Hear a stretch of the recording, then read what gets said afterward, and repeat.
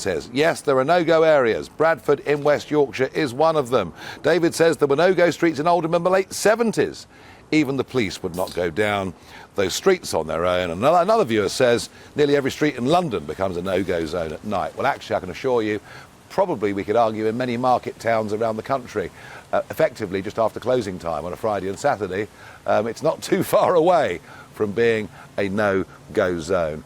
And that's the trouble with that whole debate around no-go zones. There are a whole raft of different issues that could make it a reality. But I think to deny it would be rather stupid.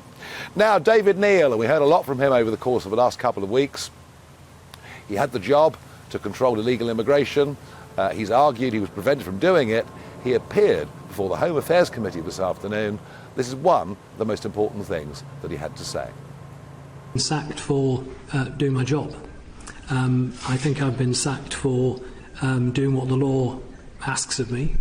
And I've fallen down over a clause in my employment contract, which I think is a crying shame. Because I think I've done my job extremely well. I've been candid with this committee.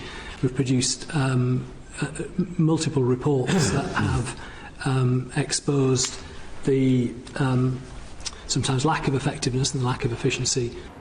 Well, there we are. He couldn't really have been clearer, could he? We're following every minute detail of what happened today. Was GBNews' Home Affairs and Security Editor, Mark White. Mark, tell all what happened this afternoon and how much of a problem is David Neal's testimony for James Cleverly, the Home Secretary? Well, it's certainly awkward and embarrassing, I think, for the Home Secretary and indeed senior officials at the Home Office. David Neal saying that there is serious deficiencies in the management at the Home Office at the most senior levels. He said that the reason he had gone to the press was out of frustration at the fact that he had some 15 reports that he had sent over to the Home Office since April of last year that he was still awaiting the publication of. And in growing frustration, he spoke to the press, spoke to the Mail, gave them a story, of course, about these flights going into a number of airports in the country, including City Airport in London, where there wasn't adequate checks that were taking place by Border Force on some of these flights from small private jets that were described as high risk. Now, he said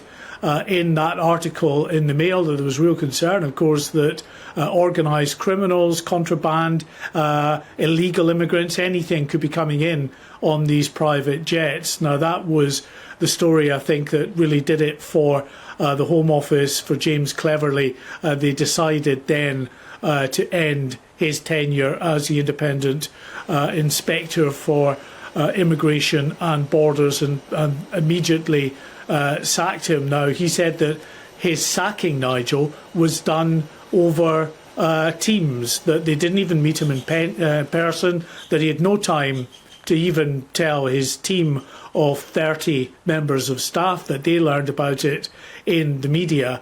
And he says as well that he has seen evidence that the Home Office had wanted actually him to have another 3 years in office. He was due to end his tenure as the Chief Inspector of Borders and Immigration in March. The Home Office had wanted, he says, to extend that for another 3 years, but he said that was blocked by Downing Street. So he's a very angry man. He's demanding that these 15 other reports are published as soon as possible, as are Labour and other opposition parties. The Home Office have said tonight they are committed to publishing these reports.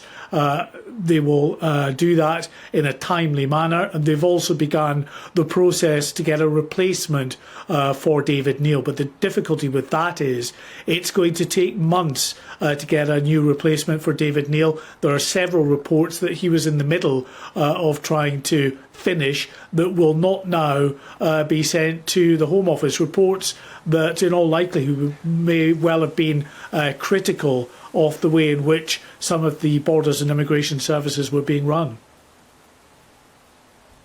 Yeah, Mark, and what interests me is I'd have thought in some ways a government that wanted to be tough on illegal immigration would embrace much of what Neal had said. And yet, do I detect from James Cleverly a completely different tone when he's now saying he wants developing Western countries to get together and collectively solve the problem of mass migration, as opposed to what we heard before, which was stop the boats and send them back?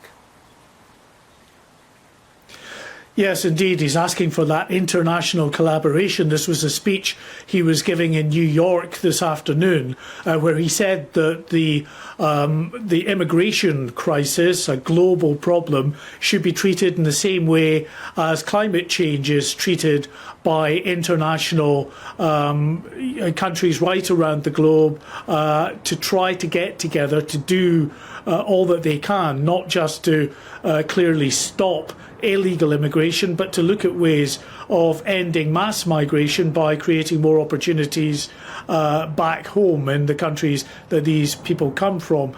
So yeah, you're right in a way.